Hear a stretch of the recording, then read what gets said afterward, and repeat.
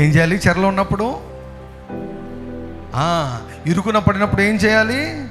It can be a debt.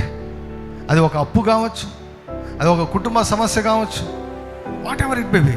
It can be a deadliest disease. అది వ్యాధి కావచ్చు, రోగం కావచ్చు, ఏ కారణం బట్టైనా ఆ అనుభవంలో పౌలు శీలలు ఏం చేశారు?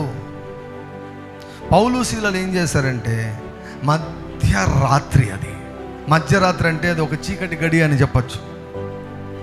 ఆ చీకటి గడియలో, ఆ చీకటిలో చెరసాల, ఏమంటే చెరసాలలో మంచిగా బెడ్, తర్వాత ఏసీ, కూల్ వాటరు, ఇవన్నీ ఉంటాయి చెరసాలలో. ఎటువంటి అనానుకూలమైన పరిస్థితి ఉంటుందో చూడండి. సనిగేదానికి, ప్రశ్నించేదానికి, తమ మీద తమ జాలిపడేదానికి ప్రతి ఒక్క అవకాశం ఉంది. కానీ ఏది మనకు మేలుకరమో అది చేయాలి. హల్లెలూయా. ఏది మేలుకరమో అది చేయాలి.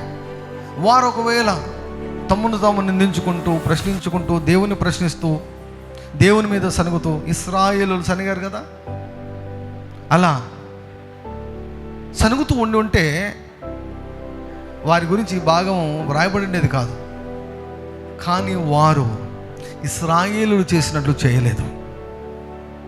ఇశ్రాయేలులు చేసినట్లు చేయలేదు. కానీ ఆ చెరసాలలో నిరీక్షణ లేనటువంటి స్థితిలో మధ్యరాత్రి ఏం చేస్తున్నారు?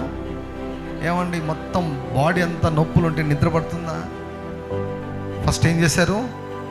ప్రార్థన చేశారు. Glory to God. Hallelujah, hallelujah. నేను ఎప్పుడు చెప్తుంటాను, కాళ్ళు బిగించారేమో, చేతులు బిగించారేమో, కానీ నోటికి మాత్రం తాళం వేయలేకపోయారు. హల్లెలూయా. అందుకే నేను చెప్తాను, నీ నొరొక్కటి పని చేస్తుంటే చాలు. నీ మైండ్ పని చేయకున్నా, నీ మనసు పని చేయకున్నా, ఏమండి, నీ కాళ్ళు పని చేయకున్నా, నీ చేతులు పని చేయకున్నా, ఏవి పని చేయకున్నా, నోరొక్కటి పని చేస్తే మాత్రం చాలు. యథార్థవంతుని నోరు అతనిని విడిపించిన దేవుని నామమునకు మహిమ కలుగును కాక.